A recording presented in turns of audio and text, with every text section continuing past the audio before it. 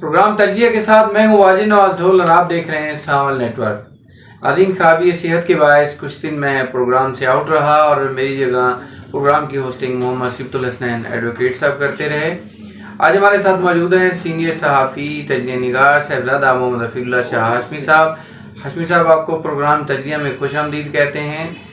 ضلع بکھر کے ممبران اسمبلی اس وقت کچھ لاہور میں ہیں اور کچھ اسلام آباد میں موجود ہیں، اور جو بکھر کی سیاست ہے وہ لاہور اور اسلام آباد میں شفٹ ہو گئی ہے۔ ملک غضنفر عباس چھینا استحکام پاکستان پارٹی میں چلے گئے ہیں۔ گزشتہ روز انہوں نے علیم خان صاحب سے لاہور میں ملاقات کی اور پارٹی میں شمولیت کا اعلان کیا۔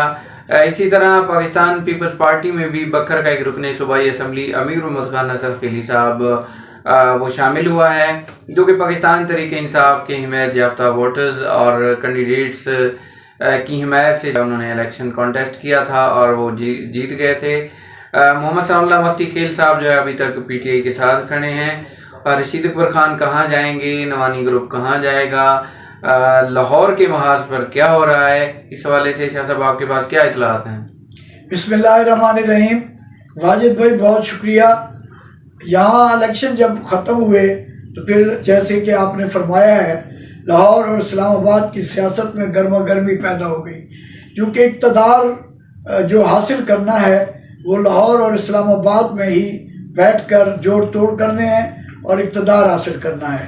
اسی طرح جو ملک غضنفر عباس چھینا ہے وہ آزاد حیثیت سے پی 91 سے ایم پی اے منتخب ہوئے، اور اس کے بعد ظاہر ہے جب کوئی بھی ممبر الیکشن جیتتا ہے اور آزاد لڑنے والے صرف یہ سمجھتے ہیں کہ جس کی حکومت بن رہی ہوتی ہے ہم اس طرف ہی جائیں گے، اور بکھر کی تو یہ روایت ہے کہ یہاں زیادہ تر آزاد ہی الیکشن لڑا جاتا ہے، اور ویسے بھی اس دفعہ پورے ملک میں جو تحریک انصاف سے جب بلہ لے لیا گیا تو وہ بھی آزاد حیثیت سے الیکشن لڑے۔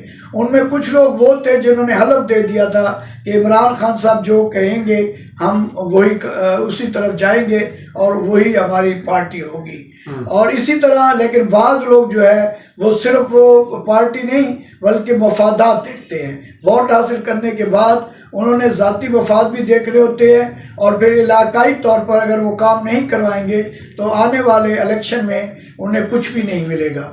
ملک غضنفر عباس چھینا اس وقت تحریک استحکام پاکستان پارٹی میں جا چکے ہیں، اور اس کی وجہ یہ ہے کہ نون لیگ میں پنجاب میں ایک تو ان کے جو ممبر ہیں مکمل ہو چکے تھے، وزیر اعلیٰ کے لیے مریم نواز کو نامزد کیا جا چکا تھا، اور پھر دیگر بھی کئی ایسے معاملات تھے جس وجہ سے کہ ملک غضنفر کے لیے کچھ رکاوٹیں تھیں، تو انہوں نے استحکام پاکستان پارٹی کو ہی مناسب سمجھا کہ میں ان کی معرفت ہی اقتدار تک پہنچوں۔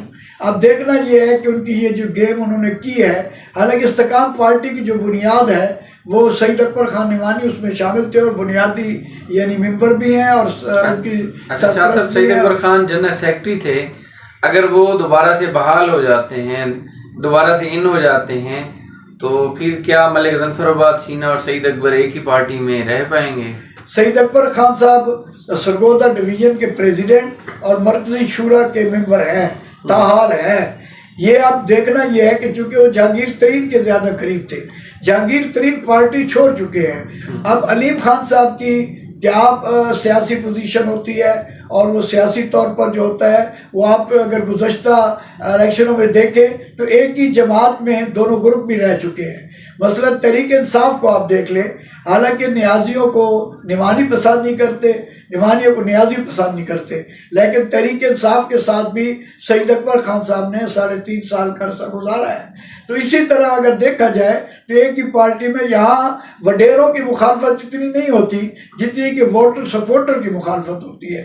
آپ دیکھیں جب وڈیرے منتخب ہوتے ہیں تو ایک دوسرے کو مبارکباد دیتے ہیں، لیکن افسوس یہ ہے کہ جو ووٹر سپورٹر ہیں وہ ذاتیات بنا کر وہ اپنی دشمنیاں بنائے ہوئے ہوتے ہیں۔ شاہ صاحب ایک بات یہ بھی ہے کہ ملک غضنفر عباس چھینا اور عامر عنایت خان شانی صاحب نے عطا تارڑ صاحب کے خلاف ایک بیان حلفی جو سابقہ گورنمنٹ تھی، ایک بیان حلفی سبمٹ کروایا تھا، جس میں انہوں نے الزام لگایا تھا کہ عطا تارڑ صاحب نے، جو کہ مسلم لیگ نواز کے مرکزی رہنما ہیں، انہوں نے کوئی پیسوں کی آفر کی ہے سیٹ کے بدلے، اور وہی بیان حلفی پھر ہائی کورٹ میں جمع کروائے گئے تھے، اور انہی کو بیس بنا کے حمزہ شہباز شریف صاحب کی جو صوبائی گورنمنٹ تھی وہ گرا دی گئی تھی اور پورا جو سیاسی ڈھانچہ ہے وہ تبدیل ہو گیا تھا. کیا ابھی جو IPP میں گئے ہیں غضنفر عباس چینا تو ان میں وہ جو بیان حلفی تھا نون لیگ میں جانے کے لیے وہ تو رکاوٹ نہیں بنا یا پھر انہوں نے خود ہی IPP میں جانے کا مظاہرہ کیا؟ اور دوسرا امیر محمد خان پیپلز پارٹی میں گئے ہیں، کیا ان کا یہ بصیرت امیز فیصلہ ہے یا پھر جو ہے وہ انہیں PTI میں ہی رہنا چاہیے تھا؟ لیکن آپ نے ساتھ ہی ایک بات کر دی ہے کہ حلقے میں پروجیکٹس اور جو ہے ترقیاتی کام لانے کے لیے کسی نہ کسی جماعت میں جانا ضروری ہوتا ہے. ویسے تو وہ آزاد حیثیت سے جیتے تھے، تو ان کا فیصلہ بھی آپ درست مان رہے ہیں؟ میرے ذرائع کا کہنا ہے کہ واقعی ملک غضنفر عباس چینا کے لیے یہی مسئلہ تھا جو اس پارٹی میں چلے گئے ہیں، اور اب بھی یہ معلوم ہوا ہے کہ عامر عنایت شاہانی کے لیے بھی وہ بیان حلفی مسئلہ بنا ہوا ہے. یہ کہاں تک حقیقت ہے یہ وقت بتائے گا. اب امیر محمد خان صاحب کی جہاں تک بات ہے، میں سمجھتا ہوں کہ یہ اصولوں کے اور یہ سیاسی نظریات کے یہ خلاف بات ہے کہ وہ پیپلز پارٹی میں گئے ہیں. اب دیکھیں وہ تحریک انصاف کی طرف سے الیکشن، وہ آزاد الیکشن 18 میں لڑ کر تحریک انصاف میں شامل ہوئے اور پھر تحریک انصاف کی صفحہ اول میں رہے. پھر وہ جہانگیر ترین کے ساتھ چلے گئے گروپنگ میں، پھر وہ واپس آ گئے تحریک انصاف میں، پھر انہوں نے پرویز الہی کو ووٹ دیا.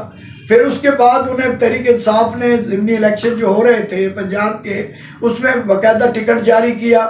پھر اس کے بعد وہ روپوش رہے، روپوش رہنے کے بعد وہ سامنے آئے، انہوں نے تحریک انصاف کو چھوڑنے کا اور 9 مئی کی مذمت کا بیان بھی دیا.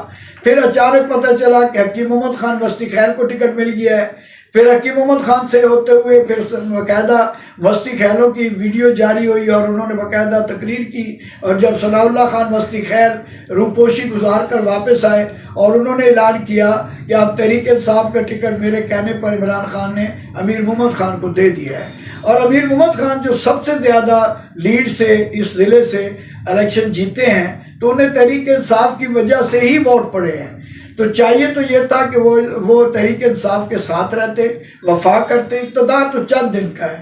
موجودہ حالات میں نہیں سمجھتا کہ اسمبلیاں اتنی مضبوط ہوں گی یا اسمبلیاں چل سکیں گی یا ترقیاتی کام کروا سکیں گی. جو ملکی معاشی صورتحال بھی ہے اور سیاسی صورتحال میں نہیں سمجھتا. تو بہتر یہی ہوتا کہ وہ ثناء اللہ خان وسطی خیل کے ساتھ کھڑے رہتے اور وفا کرتے. لیکن معلوم یہ ہوا ہے کہ گروپ نے فیصلہ کیا اور ثناء اللہ خان وسطی خیل کے فیصلے کے مطابق وہ پاکستان پیپلز پارٹی میں شامل ہوئے ہیں. شاہ صاحب میرے پاس یہی سورسز کی خبر ہے اور بالکل کنفرم خبر ہے. کوئی بھی بندہ جو ہے چاہے وہ مستی خیل گروپ کا ہو یا حسن خیلی گروپ کا ہو، وہ ہمارا فورم موجود ہے، اس کی تصدیق یا تردید کر سکتا ہے. لیکن ہمارے سورسز نے بتایا ہے کہ یہ جو ثناء اللہ خان مستی خیل صاحب ہیں، امیر محمد خان حسن خیلی صاحب ہیں اور ملک غضنفر عباس چینا صاحب ہیں، ان تینوں کی لاہور میں ایک جگہ پہ ملاقات ہوئی اور اس ملاقات میں یہ طے پایا کہ ملک غضنفر عباس چینا کے لیے چونکہ وہ جو بیان حلفی ہے وہ رکاوٹ بھی ہے اور نون لیگ میں آلریڈی نوانی گروپ موجود ہے، تو نون لیگ میں جانے کی بجائے نون لیگ کے نمبر بھی پورے ہو گئے تھے تو وہ ویٹیج کے لیے، پولیٹیکل ویٹیج کے لیے وہ IPP میں چلے گئے. اور دوسرا جو امیر محمد خان ہے وہ دونوں جو ان کے دوست ہیں محمد ثناء اللہ خان مستی خیل صاحب اور غضنفر عباس چینا صاحب، تو ان کی مشاورت سے وہ پاکستان پیپلز پارٹی میں گئے ہیں. یہ ہمارے سورسز نے خبر بتائی ہے.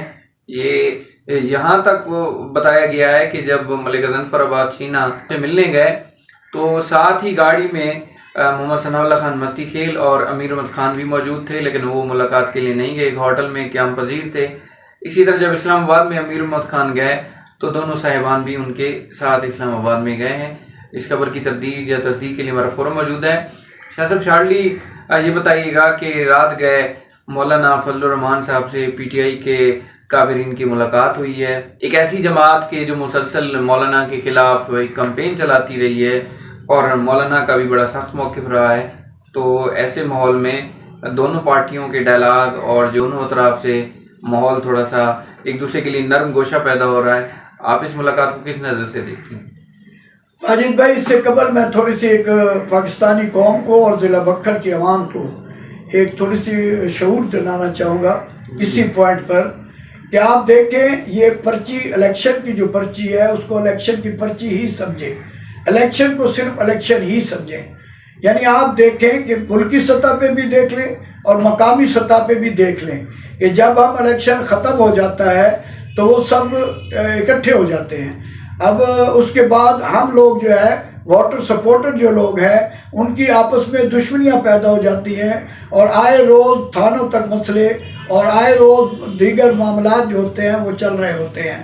لہٰذا خدا کے لیے یہ جمہوریت ہے اور یہ جمہوری طریقہ ہے کہ آپ ووٹ کی پرچی سے اپنے ضمیر کی آواز کے مطابق اپنے پسندیدہ کینڈیڈیٹ کو ووٹ دیتے ہیں.